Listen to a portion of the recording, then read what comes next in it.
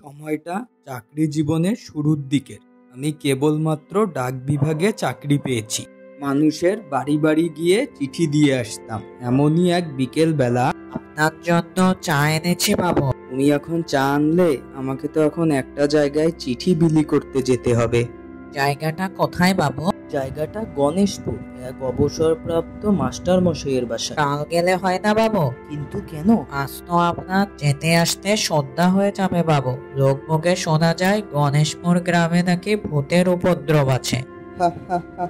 হাসালে রতন, এসব ভূত টুত সব তো মানুষের বানোয়াটে কথা হয় রতন। আমি এসবে ভয় পাই না। এখন উঠি রতন, তাড়াতাড়ি যেতে হবে। চা না হয় কাল এসে খাবো। আমিও আর তেমন কিছু না ভেবে চিঠি নিয়ে রওনা দিলাম গণেশপুরের উদ্দেশ্যে। যেতে যেতে দেখলাম আকাশটা বেশ পরিষ্কার, কোনো কালো মেঘের ছিটে ফোঁটাও যেন নেই। কিছুক্ষণের মধ্যেই আমি আমার কাঙ্ক্ষিত ঠিকানায় এসে পৌঁছালাম। দেখি আকাশে অনেকটা কালো মেঘ জমেছে, বৃষ্টি হতে পারে। বাড়িতে কেউ আছেন? একটি চিঠি আছে। কিছুক্ষণ ডাকার পর দেখলাম একটি লোক বেরিয়ে এলে। তুমি কি পোস্ট অফিসের নতুন পোস্টমাস্টার? জি, এই যে নেন আপনার চিঠি। তুমি এখন চিঠি নিয়ে আসলে? তুমি তো কাল সকালেও আসতে পারতে। এখন তো তোমার বাড়ি ফেরত যেতে সন্ধ্যা হয়ে যাবে। ও সমস্যা নেই, আমি যেতে পারবো।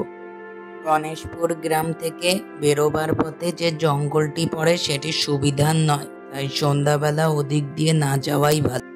কাজ করো, আজ বরং আমার এখানেই থেকে যাও। আমি সন্ধ্যা হবার আগেই বাসায় ফিরতে পারবো। ধন্যবাদ আপনাকে। আমি মাস্টার মশাইকে বিদায় জানিয়ে সাইকেল হাতে রওনা দিলাম আমার বাড়ির উদ্দেশ্যে। পথের মাঝখানে হঠাৎ শুরু হলো বৃষ্টি ও বিদ্যুৎ চমকানো। একাই তো নতুন পরিবেশ, তার উপর বৃষ্টি, ভিজলে নির্ঘাত ঠান্ডা লাগবে। কিছু দূর আগানোর পর দেখলাম সামনে একটি চায়ের দোকান। ভাবলাম সেখানেই থামি, হয়তো কিছুটা বৃষ্টি থেকে বাঁচা যাবে। ভিতরে গিয়ে দোকানের একটি বেঞ্চিতে বসলাম। কিছুটা অবাক হলাম, কারণ দেখি দোকানের ভিতর কেউ নেই। এদিকে তাকিয়ে দেখি চুলার সামনে এক লোক দাঁড়িয়ে। আমাকে বলল, বৃষ্টির মধ্যে এই জঙ্গলের মাঝে কেন সাহেব?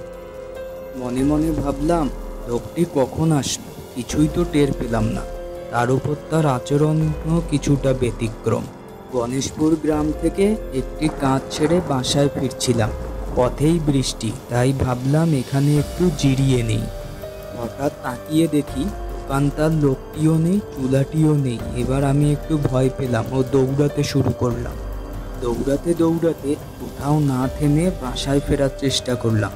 আমি এতই ভয় পেয়েছিলাম যে সাইকেলের কথাও যেন ভুলে গেলাম। পরের দিন আমি হালকা অসুস্থ হয়ে পড়ি। বাবু, আপনাকে এত বাধা করলাম যে সন্ধ্যার পর সেই জঙ্গলের রাস্তা দিয়ে আসিয়েন না, কিন্তু আপনি তো আমার কথা শুনলেনই না। ঠিকই বলেছ রতন, মানুষের মুখের কথা সবসময় বানোয়াট হয় না, কখনো কখনো সত্যিও হয়।